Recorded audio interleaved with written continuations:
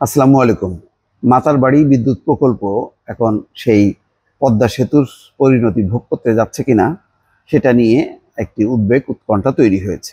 Japan এই ঋণ স্থগিত করার উদ্যোগ নিয়েছে। তাদের কাছে দুর্নীতির অভিযোগ উত্থাপিত হয়েছে। এই অভিযোগের কারণে তারা তাদের যে ঋণ, তাদের ঋণে এই মাতারবাড়ি বিদ্যুৎ প্রকল্প ছিল সেটি স্থগিত হওয়ার একটি শঙ্কা তৈরি হয়েছে। দর্শক, অবৈধ সম্পদ অর্জনের অভিযোগে প্রকল্প পরিচালকের বিরুদ্ধে মামলা করেছে দুদক। সরকারি বা দুদক এই প্রকল্পের দুর্নীতির ব্যাপারে তদন্ত করছে। জাপান সরকারকে চিঠি দিয়ে 3টি বেসরকারি সংস্থা ঋণ স্থগিত করতে বলেছে। অর্থাৎ দুদকই বলছে যে এটা স্থগিত করো, কারণ এখানে তদন্ত করতে হবে। ইতিমধ্যে মামলাও হয়েছে। এই অবস্থায় জাপান যদি ঋণ না দেয় তাহলে এই প্রকল্পটা একটা ব্যয়বহুল প্রকল্প, কয়লা ভিত্তিক বিদ্যুৎ প্রকল্প, সেটি বন্ধ হয়ে যেতে পারে।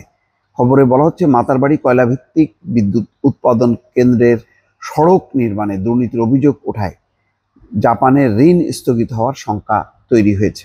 জাপানের উন্নয়ন সহযোগী সংস্থা জাইকা বাংলাদেশ সরকারকে দুর্নীতির বিষয়ে তথ্য চেয়ে চিঠি দিয়েছে।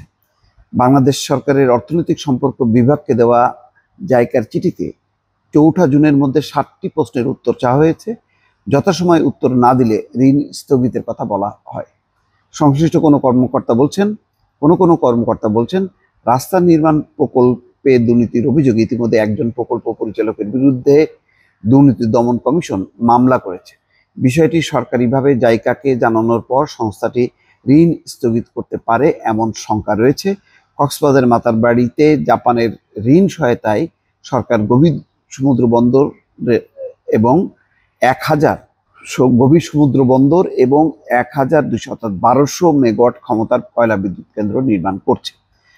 2013 সালে কয়লা ভিত্তিক বিদ্যুৎ কেন্দ্র প্রকল্পটি নেওয়া হয়। প্রকল্পে ব্যয় ধরা হয় 57,000 কোটি টাকা। এর মধ্যে জাইকা ঋণ দিচ্ছে প্রায় 48,000 কোটি টাকা। অধিকাংশ ঋণই হচ্ছে জাপানের যে জাইকা সংস্থা তারা দিচ্ছে। এটি বাংলাদেশে জাপানের সবচেয়ে বড় ঋণ সহায়তা এখন হুমকির মধ্যে পড়েছে, কারণ দুর্নীতিযুক্ত কোনো প্রতিষ্ঠানে জাপান বা এডিবি, ওয়ার্ল্ড ব্যাংক তারা সহায়তা করে না। তার বড় প্রমাণ হচ্ছে পদ্মা সেতু থেকে ওয়ার্ল্ড ব্যাংক সহ সমস্ত উন্নয়ন সহযোগী দেশগুলো যখন বের হয়ে চলে আসে, তখন সরকার নিজস্ব অর্থায়নে এই প্রকল্পটি বাস্তবায়ন করে এবং সেটি বাস্তবায়ন করতে যেও প্রচুর পরিমাণ দুর্নীতি হয়। অর্থাৎ দেশীয় যেই অর্থ, সেই অর্থের 9-6 ব্যাপকভাবে। শেষে অন্তর্বর্তী সরকার এসে ফাজুল কবির তিনি 2,000 কোটি টাকা পর্যন্ত সাশ্রয় করতে পেরেছেন, কিন্তু বড় অংশ তো ইতিমধ্যে খরচ হয়ে গেছে। বিদ্যুৎ কেন্দ্রটির জন্য 43 কিলোমিটার সড়ক নির্মাণে 2015 সালে একটি প্রকল্প নেওয়া হয় সড়ক ও জনপদ অধিদপ্তরের মাধ্যমে। ব্যয় 1025 কোটি টাকা। এর মধ্যে জায়গা ঋণ দিয়েছে 791 কোটি টাকা। সংযোগ সড়কের কাজও শেষ, কাজ শেষ, এখন শেষ মুহূর্তে এসে এই ঝামেলা। দুর্নীতির অভিযোগ উঠেছে সড়ক নির্মাণ প্রকল্পের আওয়ামী লীগ আমলে নিয়োগ পাওয়া সাবেক পরিচালক জাহাঙ্গীর আলমের বিরুদ্ধে। 2022 থেকে 24 সাল পর্যন্ত তিনি প্রকল্প পরিচালক পদে দায়িত্ব পালন করেন। 13ই মে তার বিরুদ্ধে দুর্নীতির মামলা করে দুদক। মামলায় 29 কোটি টাকার অবৈধ সম্পদ অর্জনের অভিযোগ আনা হয়। মামলা করার দিন দুদকের মহাপরিচালক মোহাম্মদ আক্তার হোসেন জানান, জাহাঙ্গীর আলম জ্ঞাত আয় বহির্ভূত সম্পদ অর্জনের পাশাপাশি 94টি ব্যাংক হিসেবের মাধ্যমে সন্দেহজনক 127 কোটি 35 লাখ টাকা লেনদেন করেছে। দর্শক, বুঝতে পারছেন যে পরিস্থিতি কোন পর্যায়ে গেছে।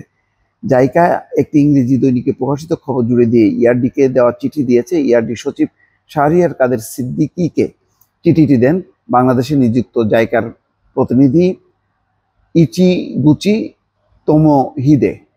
তিনি লিখেছেন, আসলে প্রকল্পে কি হয়েছিল তা জানার আইনি অধিকার জাইকার রয়েছে। চিঠিতে 7টি প্রশ্নের উত্তর দিতে বলা হয়। এই হচ্ছে পরিস্থিতি। বাংলাদেশের এমন কোনো প্রকল্প নেই, মানে বিদেশি সহায়তা পুষ্ট, যেখানে দুর্নীতি হয়নি। বাংলাদেশে দুর্নীতিমুক্ত প্রকল্প, বিশেষ করে শেখ হাসিনার আমলে যত বড় বড় প্রকল্প, সব কিছুর মধ্যেই বাস করেছিল দুর্নীতি। এটি হচ্ছে বাস্তব।